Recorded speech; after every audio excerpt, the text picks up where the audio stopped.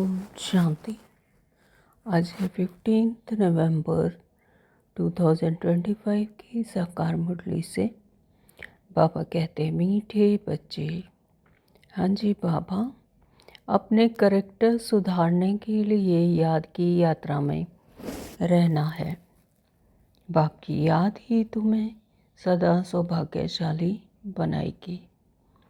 हाँ, तो अपने करैक्टर सुधारने के लिए याद की यात्रा में रहना है। जो 63 जन्मों से आसुरी करैक्टर में फंसे हुए हैं, यानी अपने रोल कॉन्शियसनेस में अपने बॉडी को ही आप मान लिया।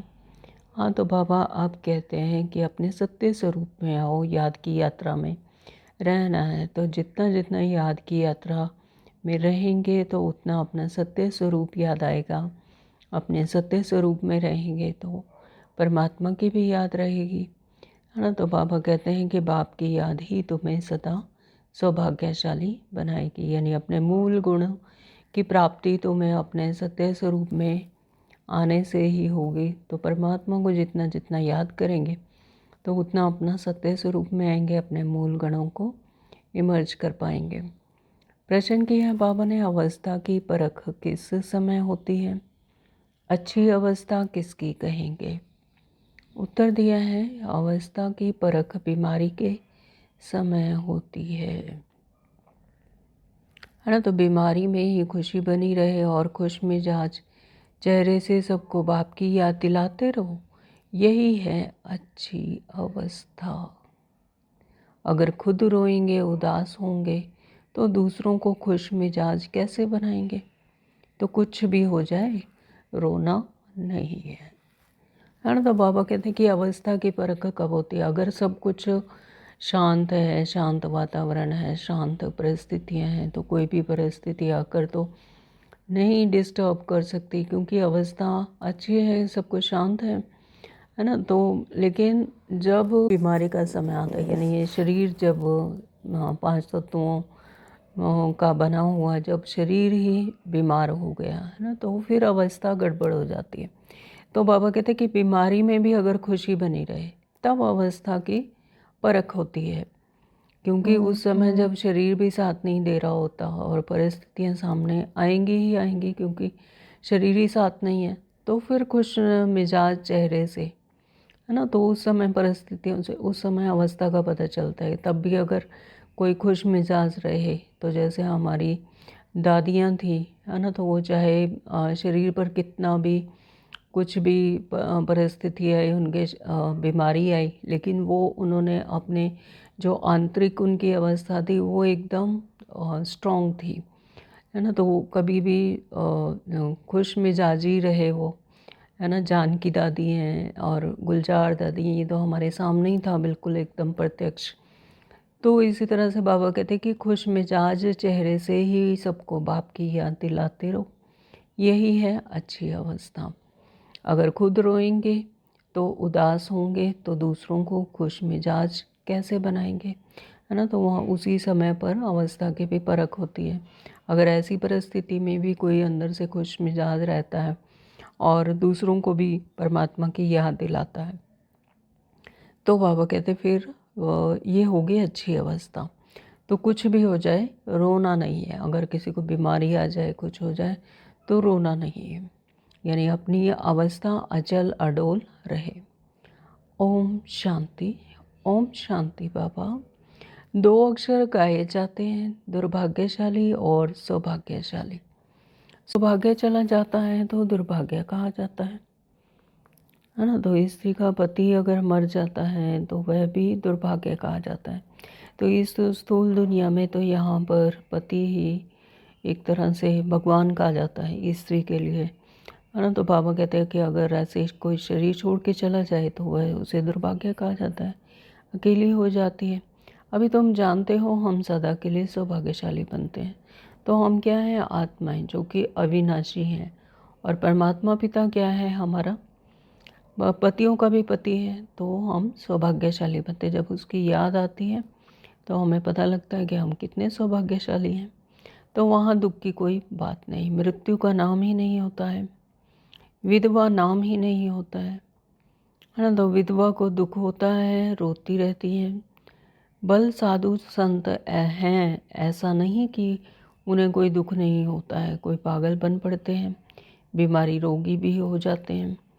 तो यह है रोगी दुनिया। तो यहाँ पर हर किसी को, हर किसी आत्मा को, क्योंकि अपने रोल कॉन्शियसनेस में, अपने रोल में फंसे हुए हैं, तो हर तरह का कोई ना कोई दुख लगा रहता है। और दुख है नहीं, लेकिन महसूस करते हैं, उन्हें लगता है कि ये देह को दुख है तो मुझे दुख है ना। तो शारीरिक तौर से भी या मन बुद्धि संस्कार से भी अगर किसी को दुख है, किसी को गलत वृत्तियों में फंस गया है तो उसको दुख है। मनसा से बाबा ने कहा है कि कोई अगर पागल बन पड़ते हैं, यानी मन बुद्धि से अगर ऐसा हो जाए तो दुखी होते हैं। तो ये क्या है, ये सारी दुनिया रोगी दुनिया है। सतयुग है निरोगी दुनिया, तो वहाँ इस तरह का कुछ भी होता नहीं। तो वो क्या है, सतयुग। वहाँ पर है ही सतो प्रधान दुनिया, वहाँ पर आत्माएं भी सतो प्रधान, प्रकृति भी सतो प्रधान। तो वहाँ पर सभी अपने सुपर कॉन्शियसनेस में होती हैं आत्माएं। तो वहाँ पर किसी तरह का भी ना तो विकार है, ना ही दुख रोग है। तुम बच्चे समझते हो, हम भारत को फिर से श्रीमत पर निरोगी बनाते हैं। जी बाबा। तो इस समय मनुष्यों के करेक्टर्स बहुत ख़राब हैं। अब करेक्टर्स सुधारने की भी तो ज़रूर डिपार्टमेंट होगी ना। तो स्कूलों में भी स्टूडेंट्स का रजिस्टर रखा जाता है, उनके करेक्टर्स का पता चलता है। इसलिए बाबा ने भी रजिस्टर रखवाया था, है ना। तो बाबा जो जैसे स्कूलों में भी रखते हैं, करेक्टर सर्टिफिकेट देते हैं, रजिस्टर रखते हैं स्टूडेंट्स का, है ना, क्योंकि उनका करेक्टर्स का पता चलता है। तो इसी तरह से बाबा ने भी रजिस्टर रखवाया था, यानी ब्रह्मा बाबा ने। तो हर एक अपना रजिस्टर रखो। करेक्टर देखना है कि हम कोई भूल तो नहीं करते, है ना। तो हम क्या करते हैं कि 1 घंटे के बाद अपनी चेकिंग करते हैं कि किसी कर्मेंद्रियों ने, आँखों से कोई गलत तो नहीं देखा गया, कानों से कोई गलत तो नहीं सुना, है ना। तो हाथ पैरों से कोई गलत कदम तो नहीं उठाए, हाथों से कोई गलत काम तो नहीं किया, ना मनसा में किसी के लिए गलत तो नहीं सोचा, किसी को बद्दुआएं तो नहीं दी। तो इस तरह से अपने कर्मेंद्रियों का देखना है कि 1 घंटे के बाद अपनी ही चेकिंग कर रही हैं। तो इससे क्या होता है कि आगे का जो अपने करेक्टर्स हैं वो सुधर जाते हैं। अगर किया है तो उस पर अटेंशन, है ना, क्योंकि इस रोल कॉन्शियसनेस में आने से ये भूलें होती रहती हैं। तो इस बात पर अटेंशन देनी है कि कहीं हमसे कोई भूल तो नहीं हुई, है ना, मैं अपने रोल कॉन्शियसनेस में तो नहीं आया। क्या मुझे अपने आत्मा की स्मृति रही कि मेरे अपने मूल गुण क्या हैं, है ना। तो ये इस बात का अटेंशन देना। तो बाबा कहते हैं कि हम कोई भूल तो नहीं करते हैं, तो इसलिए इसका रजिस्टर रखना, यानी अपने आप की ही चेकिंग एंड मेकिंग। तो पहली बात तो बाप को याद करना है, उनसे ही तुम्हारा करेक्टर सुधरता है। तो सबसे बड़ी बात तो यही है कि सबसे पहले तो परमात्मा को याद रखना है। तो जो जो परमात्मा को याद रखते हैं, अगर नहीं भूलते हैं, तो फिर गलतियाँ भी नहीं होती हैं। तो उनसे ही तुम्हारा करेक्टर सुधरता है। आयु भी बड़ी होती है एक की ही याद से। यह तो है ज्ञान रतन। याद को रतन नहीं कहा जाता, ज्ञान को रतन कहा जाता है, याद को नहीं कहा जाता। तो याद से ही तुम्हारे करेक्टर सुधरते हैं। यह 84 जन्मों का चक्र तुम्हारे सिवाय और कोई समझा ना सके। अगर जिन्होंने परमात्मा का स्मृति आ गई, जिन्हें अपने आत्मा की स्मृति आ गई, तो फिर वो ही समझा सकते हैं और कोई नहीं। हम कहते आए हैं जैसे कि ओम नमः शिवाय, है ना, कि मैं शिव परमात्मा को नमन करता हूँ। अब कौन करता है, परमात्मा कौन है, जब वो उसका परिचय ही नहीं, तो फिर नमन करने की तो बात ही नहीं होती है ना। तो हम 63 जन्मों से यही पुकारते आए हैं कि ओम नमः शिवाय, लेकिन शिवाय को उसका यथार्थ रूप नहीं जानते, ना ही वो कहाँ से आता है, कहाँ रहता है, नहीं जानते। अपने आप का ही नहीं पता कि मैं कौन हूँ। तो जब तक यही नहीं जानते तो कौन किसको नमन कर रहा है। तो बाबा कहते हैं कि 84 जन्मों का चक्र तुम्हारे सिवाय और कोई समझा ना सके। तो जिसे अपनी समझ है, जिसे उस परमात्मा की समझ है, वो ही समझा सकता है, उसे ही सृष्टि चक्र का ज्ञान पता है ना। तो वो ही 84 जन्मों के चक्र को समझा सकता है। इस पर ही समझाना है विष्णु और ब्रह्मा। विष्णु कौन है और ब्रह्मा कौन है ना। ब्रह्मा ने अपने इस तन में, कलयुगी तन में रहकर जो साधना की, जो परमात्मा को याद किया, जो पुरुषार्थ किया, वही फिर सतयुग में जाकर विष्णु बना। तो शंकर के तो करेक्टर्स नहीं कहेंगे। तुम बच्चे जानते हो, तुम बच्चे जानते हो ब्रह्मा और विष्णु का आपस में क्या कनेक्शन है ना। तो हमें पता है कि हम भक्ति मार्ग में भी सुनता है ब्रह्मा सो विष्णु, विष्णु सो ब्रह्मा, लेकिन नहीं मालूम था कि क्यों। ऐसे चित्र भी देखते थे कि ऐसे उनके नाभि से एक ऐसे कमल का फूल बनाया हुआ है और ऊपर में विष्णु दिखाया है।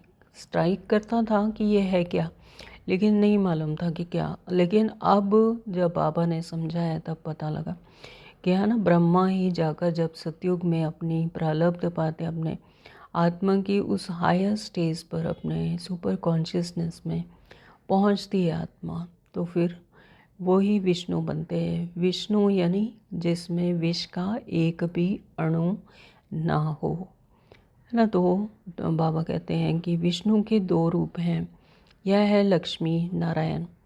वही फिर 84 जन्म लेते हैं। तो ये लक्ष्मी नारायण जो गाया जाता है, ये भी आत्मा के ही, विष्णु के ही दो रूप हैं। तो वही फिर क्या करते हैं, 84 जन्म लेते हैं। 84 जन्मों में आपे ही पूज्य और आपे ही पुजारी बनते। तो सबसे पहले इन्होंने जन्म लिया इस सृष्टि पर, और फिर यही विष्णु और लक्ष्मी बनते हैं, और फिर लक्ष्मी नारायण बनते हैं, और फिर यही 84 जन्म भी लेते हैं। तो सबसे पहले जिन्होंने प्रारब्ध पाई, सबसे पहले सृष्टि पर उतरे, फिर वही सबसे पहले पुजारी भी बनते। पहले पूज्य बनते हैं, फिर पुजारी बनते हैं। तो प्रजापिता ब्रह्मा तो यहाँ जरूर, यहाँ ही चाहिए ना, साधारणतन चाहिए।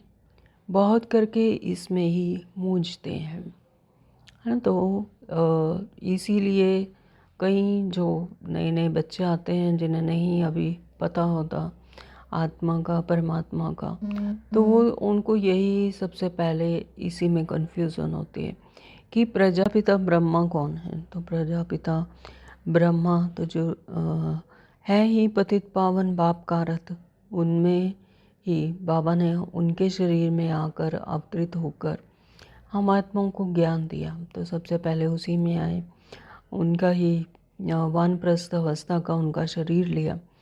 कहते भी है दूर देश का रहने वाला आया देश पर आए।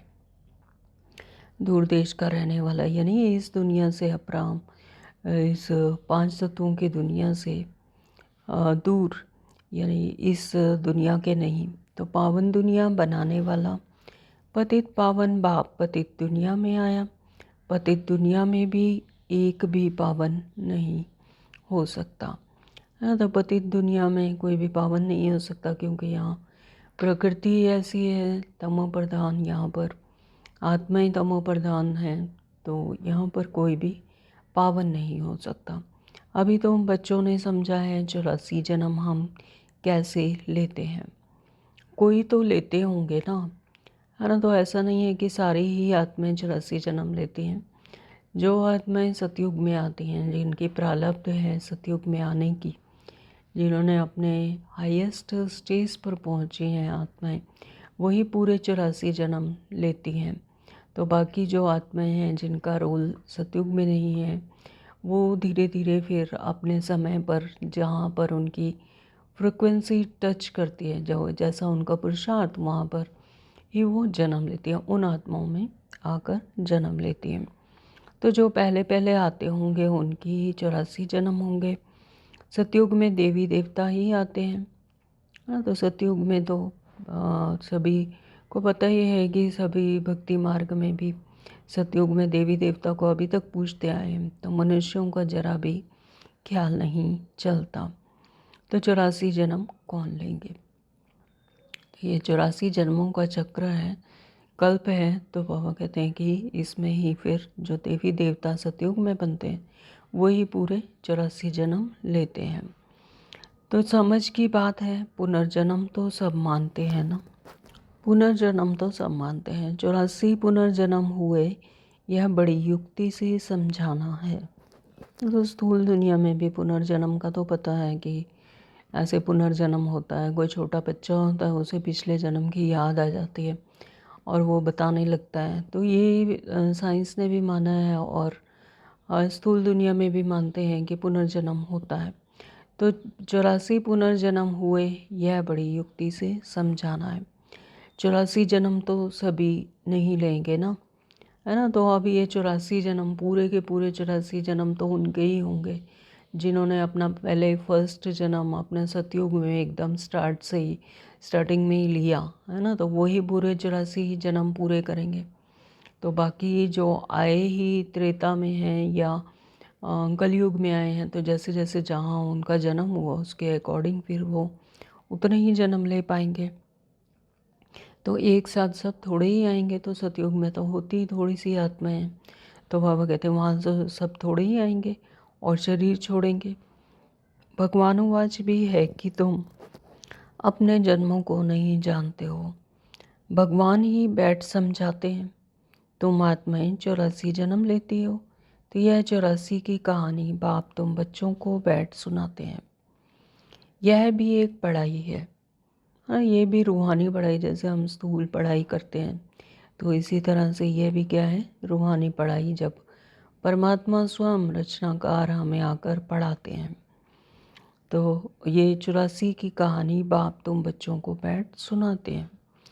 84 का चक्कर तो जानना बहुत सहज है, दूसरे धर्म वाले इन बातों को समझेंगे नहीं, है ना। तो कोई भी अपने आप को जैसे दूसरे धर्म वाले हैं तो उनका सतयुग में आने का रोल नहीं है। लेकिन जो भी आत्माएं आती हैं अपने, चाहे किसी भी धर्म में, लेकिन जब वो फर्स्ट टाइम अपना इस सृष्टि पर उतरेंगी तो उनको वो उसी तरह से उनकी सतो प्रधान अवस्था होगी। यानी वो उसी उतरेंगी। तो बाद में चाहे जैसे कि कोई त्रेता में आया या द्वापर में आया, लेकिन उनकी जो फर्स्ट अवस्था होगी वो बिल्कुल सतो प्रधान की तरह होगी, सतो प्रधानता होगी उनकी अवस्था। तुम्हारे में भी कोई सभी 84 जन्म नहीं लेते हैं, है ना। तो यहाँ पर भी जो सतयुग में भी आने वाले हैं तो उनके सभी के 84 जन्म नहीं हैं, क्योंकि हो सकता है कि वो थोड़ा टाइम के बाद आए तो ब्रांड न्यू सृष्टि में ना आ पाए। क्योंकि यहाँ पर पुरुषार्थ की बात है, यहाँ पर बाबा ने कहा कि पुरुषार्थ जो है वो नंबर वार है ना। तो जिनकी हायर कॉन्शियसनेस होगी, अवस्था जैसी होगी, तो उसके अकॉर्डिंग वो वहाँ पर जन्म लेंगी। तो इसलिए ये ज़रूरी नहीं है कि उनके 84 जन्म ही होंगे। तो सभी के 84 जन्म हों तो यह सब इकट्ठे ही आ जाए। हाँ, तो बाबा ने कहा कि कितना सहज है समझना कि अगर 84 जन्म ही होते तो फिर सतयुग में ही इतना आत्माएं उतर गई होती, तो वहाँ पर ही कितना आत्माएं होती, पॉपुलेशन होती। तो यह भी नहीं हो सकता। सारा मदार पढ़ाई और याद पर है, उसमें भी नंबर 1 है याद। डिफ़िकल्ट सब्जेक्ट पर मार्क्स जास्ती मिलती है, उनका प्रभाव भी होता है ना। तो उत्तम, मध्यम और कनिष्ठ सब्जेक्ट होती है ना, तो इसमें भी 2 मुख्य हैं। बाप कहते हैं मुझे याद करो तो संपूर्ण निर्विकारी बन जाएंगे और फिर विजयमाला में पिरोए जाएंगे, है ना। तो बाबा कहते हैं कि सिर्फ क्या करना है, मुझे याद करना है, कुछ भी नहीं करना है, सिर्फ याद ही तो करना है। परमात्मा पिता है, जब उसे पिता मान लिया, है ना, बाप मान लिया, तो फिर उसको याद करना क्या मुश्किल है। तो मुझे याद करो तो संपूर्ण निर्विकारी बन जाएंगे। जैसे ही उसे याद करेंगे तो ये कॉन्शियसनेस, बॉडी कॉन्शियसनेस से उपराम हो जाएंगे। ये याद आ जाएगा कि ये मेरी देह है और देह के संबंध हैं और रोल है, रोल कॉन्शियसनेस ये सब कुछ रोल चल रहा था, है ना। तो ये सब क्या था, ड्रामा चल रहा है, नाटक चल रहे हैं। तो जैसा जिसको रोल मिला है तो वो उसी अनुसार प्ले कर रहा है। तो बाबा कहते हैं कि तो फिर जितना याद करेंगे तो संपूर्ण निर्विकारी बन जाएंगे। यानी वो अवस्था जब आत्मा को यह समझ आता है कि मैं हूँ ही आत्मा, है ना। अपने ही अभी जो स्थूल दुनिया में जो भी रोल चल रहा है उसको सिर्फ साक्षी होकर देखना कि ये जो सब कुछ हो रहा है ये रोल है और ये मैं नहीं हूँ, है ना। तो जब उसको मैं और मेरा नहीं लगाते हैं तो फिर विकारी बन जाते हैं। तो बाबा कहते फिर विजय माला में पिरोए जाएंगे। तो जितना जितना ये कॉन्शियसनेस में रहेंगे कि मैं आत्मा हूँ तो फिर विजय माला में पिरोए जाएंगे। तो यह है रेस। तो ये क्या है, हर एक आत्मा की रेस है, याद की रेस। तो पहले तो खुद को देखना है कि मैं कहाँ तक धारणा करता हूँ, है ना। तो कितना याद करता हूँ, मेरे कैरेक्टर्स कैसे हैं। अगर मेरे में ही रोने की आदत है तो दूसरे को खुश मिजाज कैसे बना सकता हूँ। रोता कौन है, जो रोल में फंसा होता है ना? हाय लुट गया, हाय मर गया, मेरे साथ ये हो गया, ऐसा हो गया। याद आता है कि ये तो रोल है, रोल में हो रहा है ना। मैं तो इन सब से न्यारा हूँ, अलग हूँ। तो मैं तो सिर्फ इस रोल को लाइट से ही नहीं कर रहा हूँ। तो स्थूल दुनिया में कोई अगर नाटक में, ड्रामा में प्ले कर रहा है तो वो उतनी देर के लिए वहाँ पर रामू शामू जो भी रोल उसको मिलता है वो उतनी देर प्ले करता है। उसके बाद वो अपना असली स्वरूप में आ जाता है, घर चला जाता है, आराम करता है ना। तो फिर रोल से उसका कोई कनेक्शन नहीं। सेम ऐसे ही यहाँ पर भी जब हम सृष्टि चक्कर में हैं तो रोल में फंस जाते हैं, रोल को ही अपना मान लेते हैं कि ये ही मैं हूँ। और अपने असली स्वरूप को कि मैं तो आत्मा हूँ, उस परमात्मा की संतान हूँ, उसी की तरह मुझ में भी उतनी ही शक्तियाँ हैं, उतने ही गुण हैं, उतने ही खजाने मुझ आत्मा में भरे पड़े हैं। मतलब मेरे मूल गुण, है ना, जो कि है ही सुख, शांति, आनंद, संपन्नता। तो फिर उसको ये जब अपना सत्य स्वरूप याद आता है तो फिर रोल का जो रोना धोना है उससे छूट जाता है। लेकिन ये याद रखना है, बाबा कहते हैं कि ये इसमें मेहनत है। तो बाबा कहते हैं जो रोते हैं सो खोते हैं। कुछ भी हो जाए लेकिन रोने की दरकार ही नहीं, है ना। तो जब अपने रोल कॉन्शियसनेस में फंसेंगे तो रोएंगे, जब उससे उपराम होंगे, जब अपने सत्य स्वरूप में होंगे तो फिर रोने की कोई दरकार नहीं, रोने की कोई ज़रूरत ही नहीं। तो बीमारी में भी खुशी से इतना तो कह सकते हो, अपने को आत्मा समझ बाप को याद करो, है ना। चाहे बीमारी हो, कुछ हो, तो उसमें इतना तो याद रहता है कि ये बीमारी जो है ये मेरे रोल को आई है, मुझे नहीं। तो इतना तो कह ही सकते हैं। अगर अंदर स्मृति होगी कि मैं कौन, तो फिर वो इतना तो दूसरों को भी याद करवा सकते हैं कि बाप को याद करो। बाबा ऐसे कहते हैं। तो बीमारी में ही अवस्था की परख होती है, इसको कितना याद है ये परख भी कब होती है, जब उसको बीमारी हो, जब वो ऐसी परिस्थिति में हो कि जहाँ पर भूलना सहज हो परमात्मा को, है ना। तो फिर बाबा कहते हैं तो उसकी परख होती है उसकी अवस्था की एक्चुअली। तो तकलीफ़ में भी थोड़ा कुड़कने की आवाज़ भल निकलती है, परंतु अपने को आत्मा समझ बाप को याद करना है। बाप ने पैगाम दिया है, पैगंबर मैसेंजर एक से पापा है, दूसरा कोई है नहीं, है ना। तो यहाँ पर पैगंबर मैसेंजर, यहाँ पर कोई और नहीं है, परमात्मा ही है। वो किस रूप में आकर किसको क्या मैसेज दे जाते हैं, कोई क्या उसको समझाने दे जाते हैं, तो वो कौन है, बाबा ही है। बाकी जो भी सुनाते हैं सारी भक्ति मार्ग की बातें। ये सुनना सुनाना कि मैंने ज्ञान सुनाया किसी को, है ना, और मैंने सुना, इतना अच्छा ज्ञान सुना, तो ये भी सब भी क्या है, भक्ति मार्ग की बातें। तो इस दुनिया की तो कोई भी चीज़ है सब विनाशी है। अभी तुमको वहाँ ले जाते हैं जहाँ टूट फूट नहीं, वहाँ तो चीज़ें ही ऐसी अच्छी बनेंगी जो टूटने का नाम ही नहीं होगा।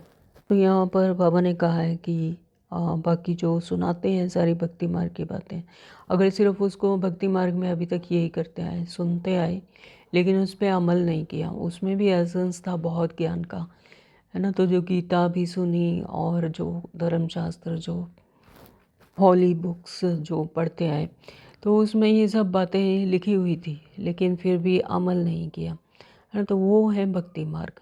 बाबा ने कहा कि वो है सुनना और सुनाना, वो है भक्ति मार्ग। मेन बात है अमल अमल करने की, उसको अपने प्रैक्टिकली जीवन में लाने की, अपनाने की। तो इस दुनिया की जो भी चीज़ें हैं सब विनाशी हैं।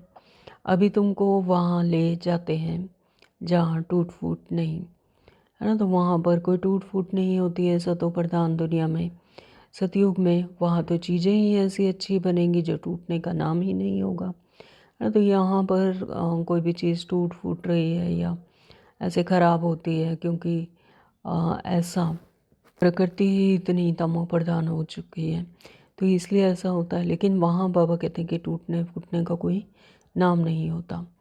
तो यहाँ साइंस से कितनी चीज़ें बनती हैं, वहाँ भी तो साइंस ज़रूर होगी, क्योंकि तुम्हारे लिए बहुत सुख चाहिए, है ना। तो साइंस तो वहाँ पर भी होगी। साइंसदानों को अपने ऊपर बहुत घमंड है कि हम करते हैं। तो लेकिन बाबा कहते हैं कि उस जो साइंस की जो इन्वेंशन करते हैं या कुछ भी बनाते हैं, तो वो इम्प्लीमेंट करना, बनाना, वो जो बना रहे हैं उसको बनाने वाला कौन, उसको लाइट शाइन करने वाला कौन। ये 5 तत्वों की देह, 5 तत्वों का शरीर ही तो नहीं बना सकता ना कुछ। वो समझ, वो कॉन्शियसनेस देने वाला कौन है, परमात्मा ही तो है। तो बाप कहते हैं तुम बच्चों को कुछ भी पता नहीं था, भक्ति मार्ग कब शुरू हुआ, कितना तुमने दुख देखा, है ना। तो भक्ति मार्ग में दर दर की ठोकरें खाते हैं, कितने कर्म कांडों में फंसे, इतनी दूर दूर इतनी कठिन कठिन यात्राएं की, और इतना शरीर को तपाया और इतना सब कुछ किया, लेकिन मिला क्या, कुछ भी नहीं। तो यह सब बातें अभी तुम्हारी बुद्धि में है। देवताओं को कहा ही जाता है सर्वगुण संपन्न। हाँ, देवताओं को कहा जाता है सर्वगुण संपन्न, क्योंकि उन्होंने अपने आत्मा की उस हाईएस्ट स्टेज को अचीव किया और अपना प्रारब्ध पाई, तब वो बने संपूर्ण सर्वगुण संपन्न। बाबा कहते फिर वह कलाएं कैसे कम हुई। तो अभी तो कोई कला नहीं रही है। चंद्रमा की भी धीरे धीरे कला कम होती है ना। तो जैसे ये सृष्टि चक्र, यहाँ पर कोई भी चीज़ है पहले एकदम ब्रांड न्यू होती है, फिर धीरे धीरे धीरे धीरे वो उसकी क्वालिटी में कमी आनी शुरू होती है, यानी पुरानी होनी शुरू होती है ना। तो ऐसे ही ये सृष्टि भी, ये प्रकृति भी, हर कोई, इनकी सभी की क्वालिटी कम होती जाती है, यानी सतो प्रधान से धीरे धीरे फिर और रजो, फिर तमो, ऐसे ही बनती जाती हैं। तो जैसे चंद्रमा के भी धीरे धीरे कला कम होती है। चंद्रमा पहले पूरा संपन्न होता है, पूरा होता है ना, पूर्ण होता है, फिर धीरे धीरे उसकी कला कम होती जाती है। तो ऐसे ही यहाँ पर पूरे सृष्टि चक्र में हर एक आत्मा की भी कलाएं ऐसे ही कम होती जाती हैं, क्योंकि सतो प्रधान जैसे ही, मतलब सतो प्रधान दुनिया में आए, सतयुग में आए, तो धीरे धीरे उनकी कलाएं कम होती जानी, यानी डिप्लीट होनी शुरू हो जाती है। पता नहीं लगता है, बाबा कहते हैं मुरलियों में कि जो मिसल चलता रहता है और कलाएं कम होती जाती हैं। तुम जानते हो यह दुनिया भी पहले नई है, तो वहाँ हर चीज़ सतो प्रधान फर्स्ट क्लास होती है, फिर पुरानी होते कलाएं कम होती जाती हैं। सर्वगुण संपन्न यह लक्ष्मी नारायण है ना। हाँ, तो जैसे चंद्रमा एकदम पहले संपूर्ण अपनी अवस्था में होता है, उसी तरह से सर्वगुण संपन्न लक्ष्मी नारायणी, यानी अपनी हाईएस्ट स्टेज पर होती हैं, सुपर कॉन्शियसनेस में होती हैं। तो अभी बाप तुमको सच्ची सच्ची सत्यनारायण की कथा सुना रहे हैं। अभी है रात, फिर दिन होता है ना। तो ये कलयुग क्या है, रात है, द्वापर और कलयुग रात कही जाती है, और फिर सतयुग और त्रेता दिन कहे जाते हैं, क्योंकि वहाँ पर सोजरा है, आत्मा को अपनी समृद्धि है ना, इसलिए दिन कहा जाता है। तो तुम संपूर्ण बनते हो, तो तुम्हारे लिए फिर सृष्टि भी ऐसी चाहिए, है ना। तो बाबा कहते हैं कि जब आत्मा अपने सुपर कॉन्शियसनेस में आती है, संपूर्ण अवस्था में आती है ना, हाईएस्ट स्टेज पर होती है, तो फिर उसे सृष्टि भी तो वैसे ही चाहिए। तो बाबा कहते हैं सृष्टि भी ऐसी चाहिए। 5 तत्व भी सतो प्रधान, 16 कला संपूर्ण बन जाते हैं, है ना। तो सब कुछ अंदर ही है आत्मा के। जैसे ही आत्मा अपनी संपूर्ण स्टेज पर पहुंचती है, तो बाहर भी उसी तरह से मैनिफेस्ट होता है। फिर ये प्रकृति, ये 5 तत्व भी वैसे ही बन जाते हैं, यानी 16 कला संपूर्ण बन जाते हैं। इसलिए शरीर भी तुम्हारे नेचुरल ब्यूटीफुल होते हैं, हाँ। तो इसीलिए शरीर भी नेचुरल और ब्यूटीफुल होते हैं, वहाँ पर कंचन काया होती है। क्यों? क्योंकि आत्मा की वो हाईएस्ट स्टेज है। तो हर चीज़, 5 तत्व भी, प्रकृति भी, कलाएं भी, हर चीज़ वहाँ पर सतो प्रधान होती हैं, सतो प्रधान होते हैं। तो यह सारी दुनिया 16 कला संपूर्ण बन जाती है। तो ये ऑटोमेटिकली होता है जी। सारी दुनिया ही 16 कला संपूर्ण बन जाती है। सिर्फ आत्मा ही नहीं, यह शरीर भी, 5 तत्व भी, प्रकृति भी, ना, हर चीज़ 16 कला संपूर्ण बन जाती है। अभी तो कोई कला नहीं है, अभी तो कोई कला ही नहीं, 9 कला। कलयुग में तो कोई कला है ही नहीं। दर दर भटक रहे हैं, है ना। आत्मा अपने आप को भूल गई है और रोल में फंस गई है, इसलिए कोई भी उसके मूल गुण जो है वो है ही नहीं।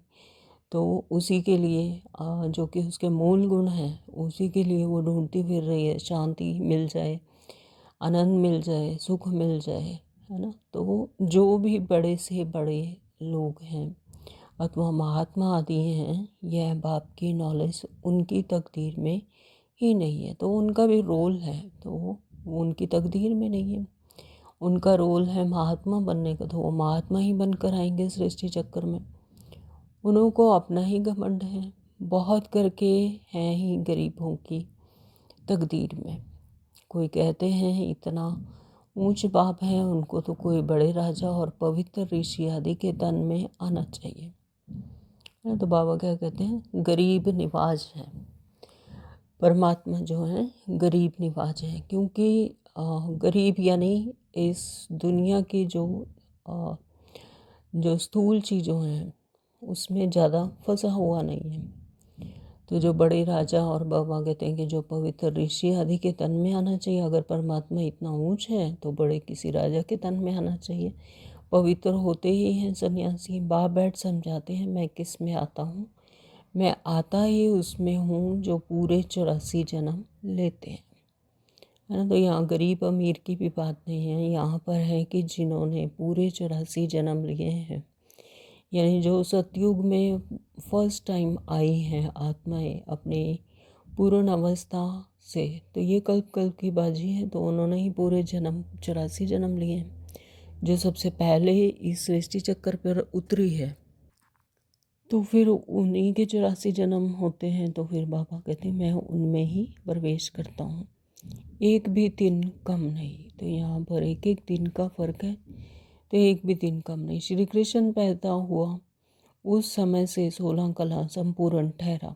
फिर सतो रजो तमो में आते हैं। हर चीज़ पहले सतो प्रधान होती है, फिर सतो, फिर रजो, फिर तमो में आती है। तो यहाँ हर एक चीज़, है ना। तो प्रकृति भी, आत्माएं भी, तत्व भी, सभी पहले सतो प्रधान में आते हैं, फिर सतों में, फिर रजों में, फिर तमों में आती हैं। कोई भी आत्माएं चाहे वो किसी भी युग में आए ना, द्वापर में आती है, तो उनकी भी पहले पहले जो अवस्था होती है वो सतो प्रधान होती है, फिर सतो, फिर रजो, फिर तमों में आती हैं। ये कि ड्यूरेशन कम हो जाता है, लेकिन आती वो इन सभी अवस्थाओं में ज़रूर आती हैं। सतयुग में भी ऐसा होता है। बच्चा सतो प्रधान है, फिर बड़ा होगा तो कहेगा अब हम यह शरीर छोड़ सतो प्रधान बच्चा बनता हूँ, है ना। तो वहाँ पर ये कॉन्शियसनेस होती है कि अब मुझे ये शरीर छोड़कर फिर दूसरे शरीर में जाना है। तो तुम बच्चों को इतना नशा नहीं है, खुशी का पारा नहीं चढ़ता है। जो अच्छी मेहनत करते हैं खुशी का पारा चढ़ता रहता है, शक्ल भी खुशनुमा रहती है। आगे चल तुमको साक्षात्कार होते रहेंगे, है ना। तो बाबा कहते हैं कि जिनको अंदर ये खुशी रहती है, जिनको निश्चय है पूरा कि हम ही सतो प्रधान बनते हैं, हम उस हायर कॉन्शियसनेस में पहुंचते हैं, तो अब यह शरीर छोड़ सतो प्रधान बच्चा बनता हूँ, निश्चय होता है। जिन्हें खुशी रहती है ना, तो उनकी शक्ल से पता लगता है कि खुशनुमा रहती है। आगे चल तुमको साक्षात्कार होते रहेंगे, तो उन्हीं बच्चों को फिर साक्षात्कार भी होते हैं। जैसे घर के नज़दीक आकर पहुँचते हैं तो फिर वह घर बार मकान आदि याद आता है ना, है ना। तो जैसे कोई अपने घर जा रहा हो और घर के पास पहुंचने वाला होता तो उसको घर की याद आती है। इसी तरह से जब आत्मा अपने घर के नज़दीक पहुंचने वाली होती है तो फिर उसको साक्षात्कार होते हैं, उसे अपना घर याद आता है। यह भी ऐसे है। तो पुरुषार्थ करते करते तुम्हारी प्रारब्ध जब नज़दीक होगी तो फिर बहुत साक्षात्कार होते रहेंगे। तो खुशी में रहेंगे। जो नापास होते हैं फिर वह शर्म के मारे डूब मरते हैं। तुमको भी बाबा बता देते हैं कि फिर बहुत पछताना पड़ेगा। तो बाबा बार बार समझानी देते हैं, बाबा बार बार, है ना, अवेयरनेस देते हैं और अटेंशन दिलाते हैं कि बच्चे पुरुषार्थ करो, नहीं तो फिर बाद में नापास होंगे तो शर्म के मारे फिर डूब मरते हैं, फिर शर्म आएगी। फिर तुमको भी बाबा बता देते हैं कि फिर बहुत पछताना पड़ेगा, नहीं तो बहुत पछताना पड़ेगा। स्थूल दुनिया में भी ऐसा ही होता है ना। जिन्होंने दुनिया देखी है, यानी बड़े बुजुर्ग होते हैं जो घर के, वो बच्चों को समझाने देते रहते हैं टाइम टाइम पर, भाई ऐसा कर लो नहीं तो ऐसे पछताना पड़ेगा। तो इसी तरह से परमात्मा भी हम आत्माओं को ये समझाने देते हैं कि बहुत पछताना पड़ेगा, अपने भविष्य का साक्षात करेंगे, हम क्या बनेंगे। बाबा दिखलाएंगे यह विक्रम आदि किए हैं, पूरा पढ़े नहीं ट्रेटर बने, इसलिए यह सजा मिलती है। तो फिर अगर मैं मेरा लगाते हैं, इस रोल में ही फंसे रहते हैं और इनको ही मैं मेरा लगा कर विक्रम आदि बना लेते हैं, तो फिर बाबा कहते हैं कि ट्रेटर बन पड़ते हैं, पढ़े नहीं, तो इसलिए सज़ा भी मिलती है फिर, है ना। अपने आप को ही क्यों क्या कैसे में लगे रहते हैं और कोड़े मारते रहते हैं अपने आप को ही। सब साक्षात्कार होगा, बगैर साक्षात्कार सज़ा कैसे देंगे। कोर्ट में भी बताते हैं ना, तुमने यह किया, है ना। तो बाबा कहते हैं कि साक्षात्कार तो होगा ही होगा, चाहे ऊंची अवस्था को पाते हैं चाहे सज़ा मिलती है, तो साक्षात्कार तो होगा। क्योंकि यहाँ पर स्थूल दुनिया में भी अगर किसी को सज़ा मिलती है तो कोर्ट में बताते हैं ना कि तुमने यह किया। तो इसी तरह से परमात्मा भी हर एक के आत्मा को उसका साक्षात्कार होता है, ये प्रकृति का नियम है, उसकी सज़ा है। तो जब तक कर्मातीत अवस्था हो जाए तब तक कुछ ना कुछ निशानी रहेगी। आत्मा पवित्र हो जाती है फिर तो शरीर छोड़ना पड़े, है ना। तो पवित्र शरीर, आत्मा के लिए पवित्र शरीर भी चाहिए, फिर वो चीची शरीर में नहीं रह सकती है, पतित शरीर में नहीं रह सकती। तो इसलिए पापा कहते हैं फिर शरीर भी छोड़ना पड़े, यहाँ रह ना सके। तो यह अवस्था तुमको धारण करनी है, अंडरलाइन। तो यह अवस्था हम बच्चों को धारण करनी है। अभी तुम वापस जाएं, फिर नई दुनिया में आने के लिए तैयारी करते हो। तुम्हारा पुरुषार्थ ही यह है कि हम जल्दी जल्दी जाएं, फिर जल्दी जल्दी आएं। तो ऐसे बच्चों का खेल में दौड़ाते हैं ना, निशान तक जाकर फिर लौट आना है ना। तो जो सतयुग में आती हैं आत्माएं, उनका ऐसा ही है कि जैसे किसी निशान पर जाकर फिर लौट आना है, नई दुनिया में आना है। तो उनको उनकी जीत हासिल होती है। जैसे बच्चों का खेल होता है, निशान पर जाते हैं और फिर लौट आते हैं। तो यहाँ पर भी वहाँ शांति धाम में जाकर रुकना नहीं है, जस्ट जाना है और फिर वापस नई दुनिया में आना है। जो सतयुग में आने वाली आत्माएं हैं उनको। तुमको भी जल्दी जल्दी जाना है, फिर पहले नंबर में नई दुनिया में आना है। जी बाबा। तो तुम्हारी रेस है यह, स्कूल में भी रेस कराते हैं ना। तुम्हारा है यह प्रवृत्ति मार्ग, तुम्हारा पहले पहले पवित्र ग्रस्त धर्म था, अभी है विशियस, फिर वॉइसलेस वर्ल्ड बनेगा। तो तुम्हारा भी पहले पहले पवित्र ग्रस्त धर्म था, यानी सतयुग में पवित्र ग्रस्त धर्म होता है, वहाँ पर कोई भी विशेष नहीं होता है, वहाँ पर वॉइसलेस वर्ल्ड होता है। तो इन बातों को तुम सिमरन करते रहो तो भी बहुत खुशी रहेगी। हम ही राज्य लेते हैं फिर गवाते हैं, है ना। तो ये बात सिमरन करते रहो तो बाबा कहते तब भी बहुत खुशी रहेगी अपने नए घर में जाने की, अपने नए राज्य भाग्य की। तो बाबा कहते हैं हम ही राज्य लेते हैं फिर गवाते हैं। हीरो हीरोइन कहते हैं ना, हीरे जैसा जन्म लेकर फिर कौड़ी जैसे जन्म में आते हैं ना। तो हम ही हीरो हीरोइन बनते हैं फिर हीरे जैसा जन्म लेकर फिर यहाँ कलयुग में कौड़ी जैसे जन्म में आ जाते हैं। कौड़ी जैसा जन्म तो बाबा यूं ही समझाने के लिए कह देते हैं। एक्चुअली जो प्रारब्ध पाते हैं तो 3/4 जन्म तो बाबा के बाबा दे ही देते हैं राज्य भाग है। सिर्फ थोड़ा सा जन्म होता है तो उसमें ही जो लास्ट जन्म में तब बाबा आकर फिर आ जाते हैं, है ना, समझ देने के लिए। तो ये 84 जन्म ही हीरे जैसा जन्म ही होता है। तुम कौड़ियों के पिछाड़ी टाइम वेस्ट मत करो। हाँ, तो बाबा बार बार मौलिया में रोज़ समझाते हैं कि तुम कौड़ियों के पीछे टाइम वेस्ट मत करो, ये सब विनाशी हैं। तो यह कहते हैं हम भी टाइम वेस्ट करते थे, तो हमको भी कहा अब तो तुम मेरा बनकर यह रूहानी धंधा करो। यानी ब्रह्मा बाबा की बात है कि जैसे ही उनको ये स्मृति आई, परमात्मा का परिचय मिला, परमात्मा के अवतरित हुए, तो फिर उन्होंने कहा कि बाबा ने, शिव बाबा ने ब्रह्मा बाबा को कहा कि तुम मेरा बनकर यह रूहानी धंधा करो। तो झट सब कुछ छोड़ दिया। तो ये कौन कह रहे हैं? ब्रह्मा बाबा कह रहे हैं। तो पैसे कोई फेंक तो नहीं देंगे ना, पैसे तो काम में आते हैं, पैसे बिना कोई मकान आदि थोड़ी मिल सकता है। आगे चल बड़े बड़े धनवान आएंगे, तुमको मदद देते रहेंगे। तो यज्ञ की कितनी कहानियां हैं कि जहाँ पर भी ज़रूरत पड़ी तो शिव बाबा ने किसी न किसी को निमित्त बनाकर वहाँ भेज दिया और काम हो गया, है ना। तो बाबा ऐसे ही कहते हैं कि बड़े बड़े धनवान आएंगे इस यज्ञ में, फिर तुमको मदद देते रहेंगे। एक दिन तुमको बड़े बड़े कॉलेज यूनिवर्सिटी में जाकर भाषण करना होगा कि यह सृष्टि का चक्कर कैसे फिरता है। हिस्ट्री रिपीट होती है आदि से अंत तक, गोल्डन एज से आयरन एज तक सृष्टि की हिस्ट्री ज्योग्राफी हम बता सकते हैं। तो ये सारी हिस्ट्री जो है वो रिपीट होती है कल्प कल्प, आदि से लेकर अंत तक। कैसे गोल्डन एज आता है, फिर सिल्वर एज आता है, फिर ब्रास एज, फिर आयरन एज तक सृष्टि की हिस्ट्री ज्योग्राफी हम बता सकते हैं। प्रैक्टिस के ऊपर तो तुम बहुत समझा सकते हो। इन लक्ष्मी नारायण की महिमा करो। भारत कितना पावन था, दैवी कैरेक्टर्स थे, है ना। तो लक्ष्मी नारायण की कितनी महिमा है, उन्होंने अपनी हायर स्टेज पर पहुँचे, अपने हायर कॉन्शियसनेस में पहुँचे।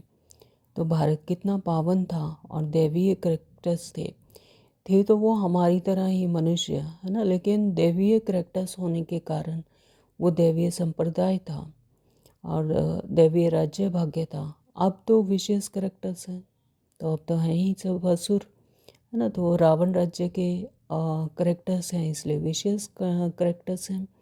तो ज़रूर फिर चक्कर रिपीट होगा। तो ये क्या है? सृष्टि चक्कर फिर से हूबहू रिपीट होता है। तो हम वर्ल्ड की हिस्ट्री ज्योग्राफी सुना सकते हैं। वहाँ जाना भी अच्छे अच्छे को चाहिए, जैसे थियोसॉफिकल सोसाइटी है, वहाँ तुम भाषण करो। श्री कृष्ण को तो देवता था, सतयुग में था, और पहले पहले हैं श्री कृष्ण जो फिर नारायण बनते हैं। तो हम आपको श्री कृष्ण के 84 जन्मों की कहानी सुनाएं, तो जो और कोई सुना ना सके। तो यह टॉपिक कितनी बड़ी है, होशियार को भाषण करना चाहिए। हाँ, तो बाबा ऐसे ही समझाने देते हैं कि इस तरह से भाषण करना यानी भाषण देना। तो उनको श्री कृष्ण फिर श्री नारायण कैसे बनते हैं, तो यह समझानी देनी, यह कहानी सुनाई। तो अभी तुम्हारे दिल में आता है कि हम विश्व के मालिक बनेंगे, कितनी खुशी होनी चाहिए ना। तो अभी हमारे दिल में ये आता है कि हम विश्व के मालिक बनने वाले हैं। वो परमपिता परमात्मा हमें स्वयं रूहानी नॉलेज दे रहे हैं, रूहानी पढ़ाई पढ़ाते हैं, तो कितनी खुशी होनी चाहिए। अंदर बैठ यह जाप जपो, फिर तुमको इस दुनिया में कुछ भासेगा नहीं। तो अंदर बैठकर यही जाप करते रहो कि इस दुनिया में फिर कुछ भी भासेगा। जब अंदर वो खुशी रहती है, वो नई दुनिया में जाने का निश्चय है, परमात्मा का निश्चय है, आत्मा का निश्चय है ना। इस जो पपेट शो चल रहा है ये दुनिया का, तो फिर इस दुनिया में कुछ भी भासेगा नहीं। क्यों, नया घर याद आएगा, नई दुनिया याद आएगी। तो यह तुम आते ही यहाँ तुम आते ही हो विश्व का मालिक बनने के लिए। तो परमपिता परमात्मा द्वारा विश्व तो इस दुनिया को ही कहा जाता है। ब्रह्मलोक व सूक्ष्म वतन तो विश्व नहीं कहेंगे, है ना। तो ब्रह्मलोक या सूक्ष्म वतन है, वो भी आत्मा की ही अवस्थाएं हैं, तो उसको तो विश्व नहीं कहेंगे। इस स्थूल दुनिया को जहाँ पर रोल प्ले करते हैं, इसे ही विश्व कहा जाता है। बाप कहते हैं मैं विश्व का मालिक नहीं बनता हूँ, इस विश्व का मालिक तुम बच्चों को बनाते हो ना। तो बाबा तो हम बच्चों को राज्य भाग्य देकर उसके लायक बनाकर चले जाते हैं शांति धाम में, वहाँ का मालिक नहीं बनते। लेकिन इस विश्व का मालिक हम बच्चों को बनाते हैं। तो कितनी गुह्य बातें हैं, तुमको विश्व का मालिक बनाता हूँ, फिर तुम माया के दास बन जाते हो। तो यहाँ सब सामने योग में बिठाते हो, तो भी याद दिलानी है। आत्म अभिमानी हो बैठो, बाप को याद करो। 5 मिनट बाद फिर बोलो। तुम्हारे योग के प्रोग्राम चलते हैं ना, बहुतों की बुद्धि बाहर चली जाती है, इसलिए 5-10 मिनट फिर सावधान करना चाहिए, है ना। तो बाबा कहते हैं कि योग का प्रोग्राम चलते हैं, क्यों, क्योंकि 63 जन्मों की आदत पड़ी हुई है, तो फिर बुद्धि बाहर चली जाती है। मन को ही कंट्रोल करना मुश्किल है। मन को क्या कहते हैं, घोड़ा कहते हैं, बेलगाम का घोड़ा कहते हैं, है ना। तो बहुतों की बुद्धि बाहर चली जाती है, इसलिए 5-10 मिनट फिर सावधान करना चाहिए। तो उन्हें धीरे थोड़ी थोड़ी देर के बाद 5-10 मिनट के बाद सावधान करते रहना चाहिए। तो अपने को आत्मा समझ बैठे हो, तो इसी में ही मेहनत है। बाप को याद करते हो तो खुद का भी अटेंशन रहेगा। बाबा यह सब युक्तियाँ बतलाते हैं, घड़ी घड़ी सावधान करो। अपने को आत्मा समझ शिव बाबा की याद में बैठे हो, तो जिनका बुद्धि योग भटकता होगा वह खड़े हो जाएंगे। तो घड़ी घड़ी यह याद दिलाना चाहिए, तो अपने आप को ही यह टेंशन दिलाना चाहिए कि कहीं बुद्धि इधर उधर तो नहीं जा रही, बुद्धि योग भटकता तो नहीं है। तो बाबा की याद से ही तुम उस पार चले जाएंगे। गाते भी हैं खवैया नैया मेरी पार लगाओ। तो भक्ति मार्ग में ऐसे ही गाते आए हैं कि खवैया नैया मेरी पार लगाओ, परंतु अर्थ को नहीं जानते कि किस तरह से परमात्मा इस समय पर खवैया आया हुआ है और नैया को पार लगाने यानी अपने सत्य स्वरूप में टिकाने के लिए, तो मुक्ति धाम में जाने के लिए आधा कल्प भक्ति की है। तो अब आप कहते हैं मुझे याद करो, तो मुक्ति धाम में चले जाएंगे, है ना। आधा कल्प भक्ति की है, 63 जन्मों से भक्ति करते हैं कि हे परमपिता परमात्मा हमें मतलब यहाँ से मुक्ति धाम में जाने के लिए।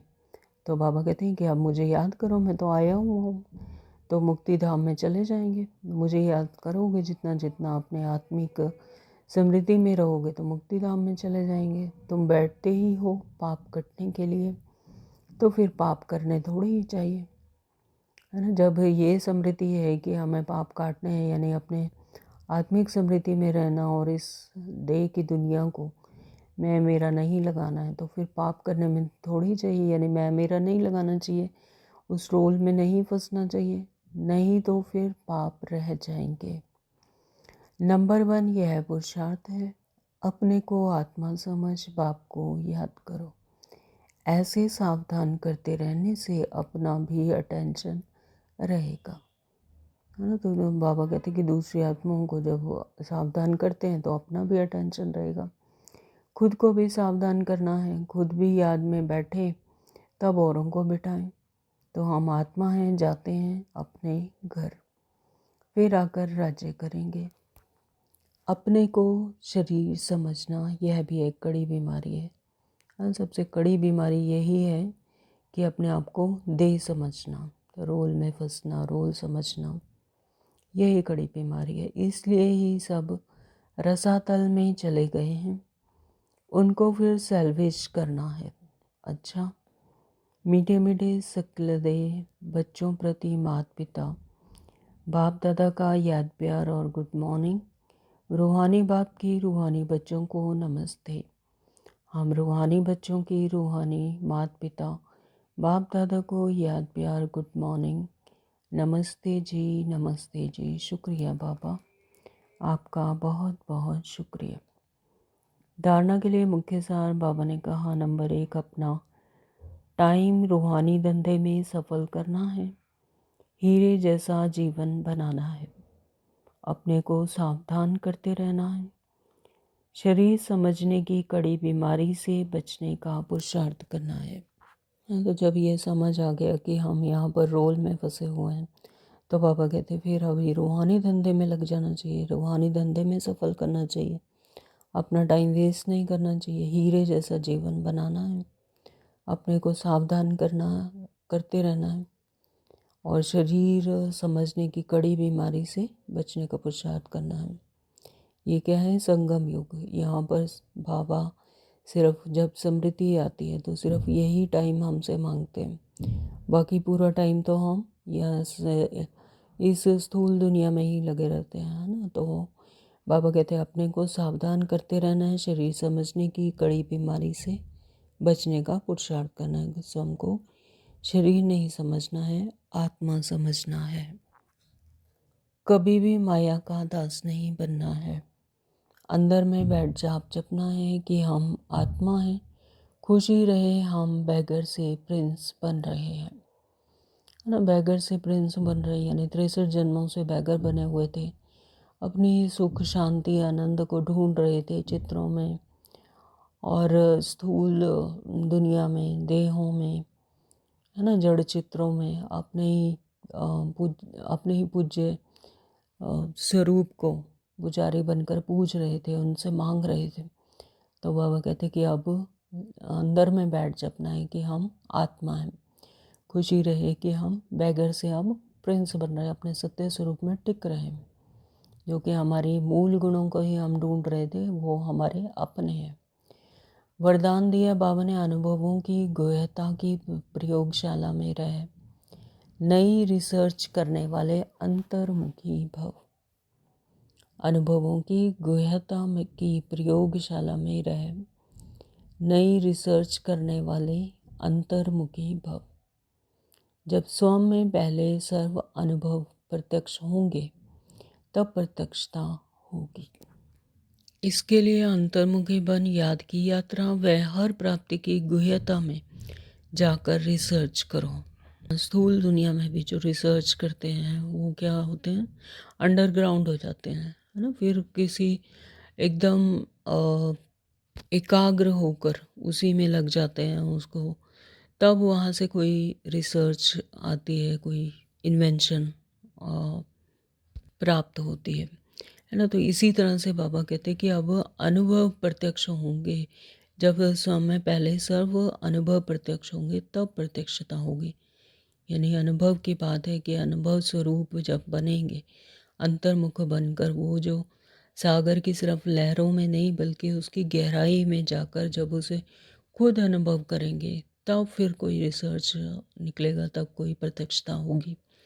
तो संकल्प धारण करो और फिर उसका परिणाम व सिद्धि देखो कि जो संकल्प किया वह सिद्ध हुआ या नहीं, है ना। तो ये अपने आप ही अंतर्मुखी बनकर याद की यात्रा से अनुभव कर कर और गुह्यता में जाकर रिसर्च करो, संकल्प करो, फिर उसकी सिद्धि देखो कि संकल्प हुआ या सिद्ध हुआ या नहीं। तो ऐसे अनुभवों के गुह्यता की प्रयोगशाला में रहो, जो महसूस हो कि यह सब कोई विशेष लगन में मगन इस संसार से उपराम है। तो यहाँ जो स्थूल दुनिया में भी जो साइंटिस्ट होते हैं, जो कुछ रिसर्च करते हैं, तो प्रयोगशाला में गुम हो जाते हैं कितना टाइम तक, है ना। तो इसी तरह से बाबा कहते हैं ऐसे अनुभवों की गुह्यता में प्रयोगशाला में रहो और महसूस हो कि यह सब कोई विशेष लगन और लगन में मगन इस संसार से उपराम है।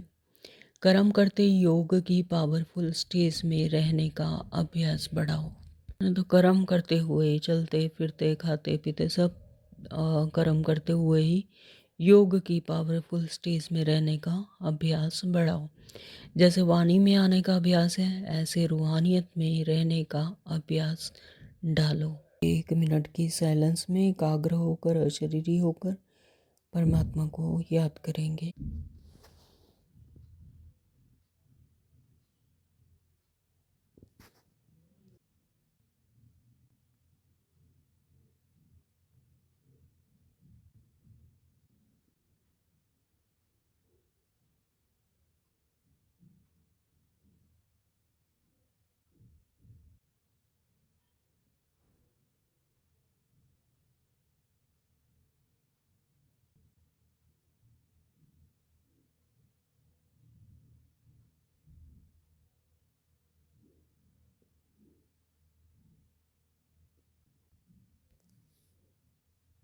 ओम शांति।